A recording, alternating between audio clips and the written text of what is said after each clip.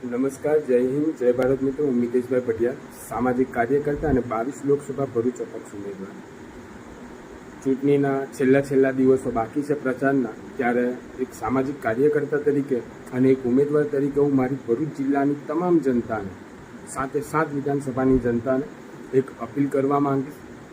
આ વખતે તમે તમારો જે મત અધિકાર છે એ અધિકારનો યોગ્ય ઉપયોગ કરજો. આપણે અવારનવાર જોઈએ છીએ કે આપણને પડતી જે સમસ્યાઓ છે, જેમ કે રોજગારી છે, રસ્તા છે, લાઇટ છે, તો આપણે એવા લોકોની પાછળ આપણો આ જે અધિકાર છે એ અધિકારને વ્યર્થ કરી દઈએ છીએ કે જે લોકોમાં સેવાની કોઈ જાતની લાગણી જ નથી હોતી. સાંસદોની ગ્રાન્ટો એ લોકોથી વપરાતી નથી કે કયા કામમાં વાપરે એમને ખ્યાલ નથી આવતો. 7 ટર્મથી અહીંયા ભારતીય જનતા પાર્ટીના આપણા મનસુખભાઈ વસાવા સાહેબ અહીંયા ચૂંટાઈ આવે છે, પણ છતાંય આપણા ગામોની અંદર આજે લાઇટની સુવિધા સુવિધા નથી. હું પ્રચાર માટે નીકળું છું ચિકલોટા, નેત્રંગ ને એ બાજુ, તો હું જોઉં છું કે ગામોની અંદર રાતે અંધારું પડે ને, એટલે અંધારા પડ્યા પછી બહુ જ અઘરી પરિસ્થિતિનું નિર્માણ થાય છે.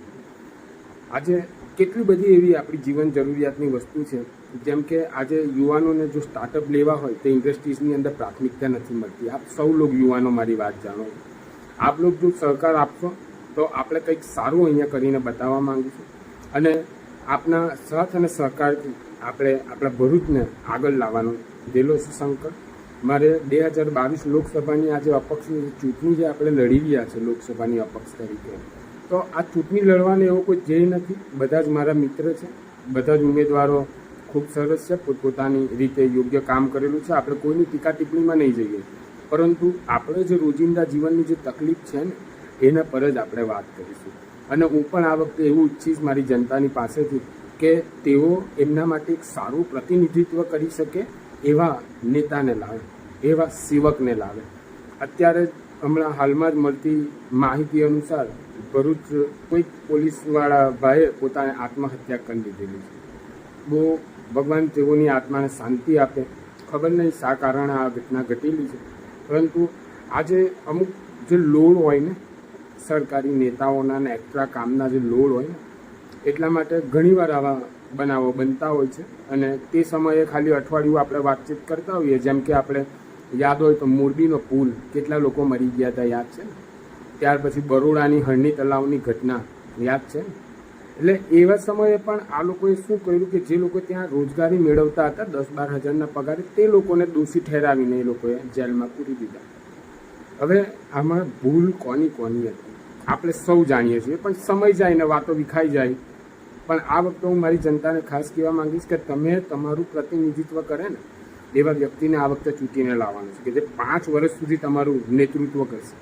માટે તમારો આ જે મત અધિકાર છે એ મત અધિકારનો યોગ્ય ઉપયોગ કરજો, યોગ્ય વ્યક્તિ લાવજો. પક્ષ, પાર્ટી, નાત જાત પરે થઈને આ વખતે તમે મતદાન આપો. આપણા સમાજને યોગ્ય દિશામાં લઈ જવા, સમાજને બચાવવા, આપણા મૌલિક અધિકારો બચાવવા, આપણી મૌલિક જરૂરિયાતો જે છે તે સંતોષવા માટે આપો, ના કે કોઈ પાર્ટીના ઝંડા જોઈએ. એટલે એક શોર્ટ શબ્દની અંદર સમજી જજો કે આજકાલ લોકો એવું કહે છે કે ફલાણી પાર્ટી ના હોય તો આપણે ખતરામાં, ફલાણી પાર્ટી ના હોય તો ખતરામાં. મિત્રો કોઈ નથી.